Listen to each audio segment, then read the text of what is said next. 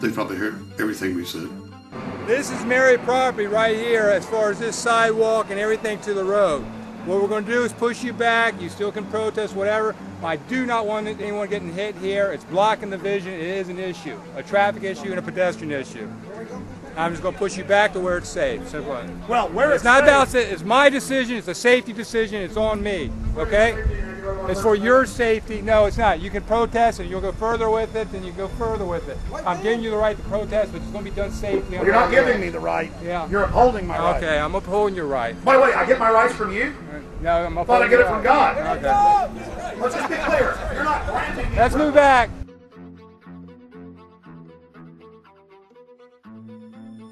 Once they're inside the palace, they don't show their faces until Monday morning. So the time to have your big demonstration is the day they're shutting down, when they're coming in and going out. But don't want to simply ignore the fact that some True Bloods are still here today. And you know you're committing crimes in the dark.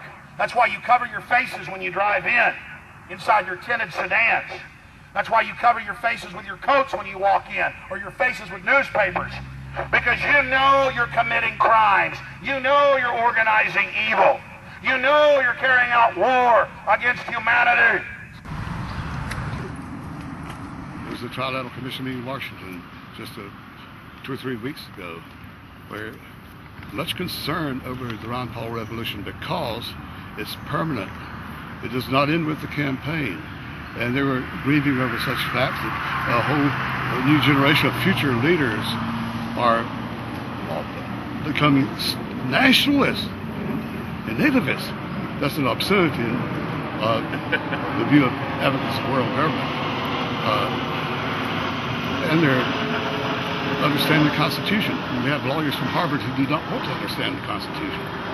So they always take the long-range view too, even though they know most of them will not live that many years. But how will the world be in 50 years?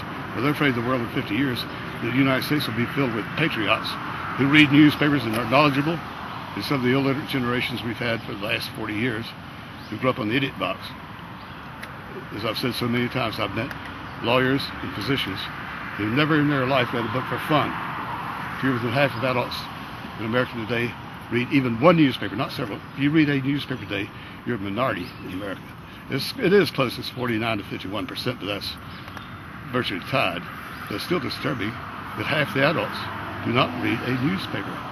Oh, I'm well informed, they say. Yes, they watch the alleged newscast in the morning.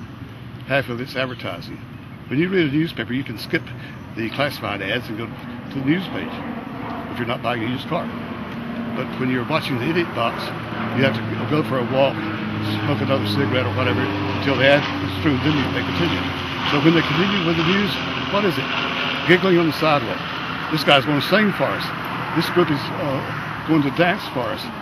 Here's how to cook. Oh, by the way, several kids got killed in Iraq today. Now somebody's going to sing for us.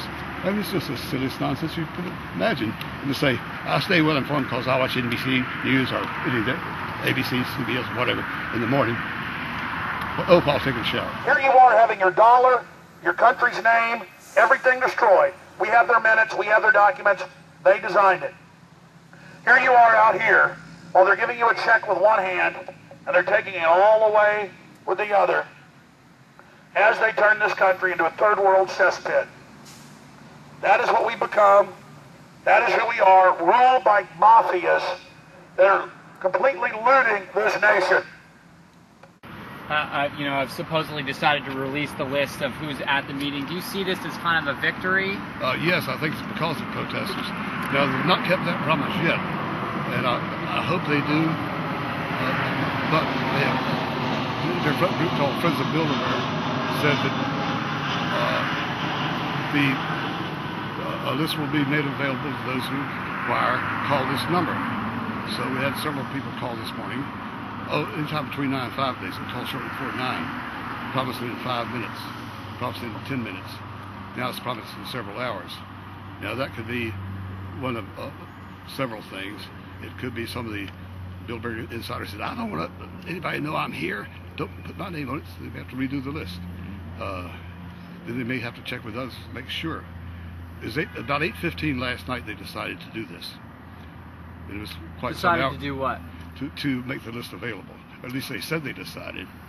Now, I'm very sure they were not for the protesters winning yesterday, making the owner of this place slink back down in the grass, down his rabbit hole, while the protests continue, that they would not have felt pressured to do this because, as usual, they told me at high noon yesterday, every year I go up and ask for the list so they can tell me no. I do it for the record so they can say, he never did ask.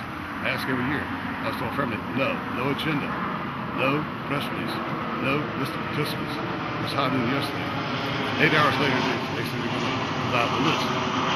Without the protesters out here, that would not happen. We still are counting heads. And we've identified Rumsfeld, Rockefeller, Queen Beatrix by sight. Yep. Personally saw Harold Ford as well. There was Who saw those people? Who actually identified those people? we saw Wolf. I don't know if you were here yesterday. We saw Wolfowitz. Saw Harold Ford drive right in. Okay. Yeah, he was gone. I think when that. In case we don't get to this, we are not 100% sure on that. Yeah. I need for you to write down for me everybody you've confirmed. I saw Queen Beatrix. That's because she's doing a girl thing. Right. They've suffered a bit in recent years because in the 1990s they were absolutely convinced that we'd have an American Union similar to the European Union by the year 2000. 8 years later, they're still pushing it, but they're behind their own schedule. Of course, this new North American trade agreement is part of the plot. The Intercontinental Highway linking Mexico, the United States, and Canada to be 3 countries without borders. Well, our borders are rather weak as they are, but officially without borders. Of course, it is to expand throughout the Western Hemisphere and evolve into the American Union. What these police don't know is we've got the Bilderberg documents, how they put cancer viruses in the vaccines, with most of your mamas and daddies that these people murdered.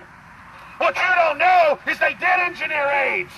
Yeah, that isn't just Barack Obama's preacher saying that. That's a fact. Prince Bernhard, SS officer, founded this. This is a Nazi eugenics society. They are pledged to reduce the world's population. They see us as animals. You are guarding arch criminals. One-child policy is obviously aimed at reducing the population on Earth, and of course with abortion and starvation and disease, they make great progress. In fact, some economists tell us that 1 billion people, 1 out of 7 million people on this planet are likely to die because of these policies. Well, Bilderberg never found a tax it didn't like. Carbon tax would be, well, their favorite world tax, though, it was taxing oil at the wellhead. So it'd be a direct tax for anybody who buys gasoline for their car, lawnmower, or for whatever purpose, be paying directly a tax to the United Nations. I have a source inside Bilderberg. He's very reliable.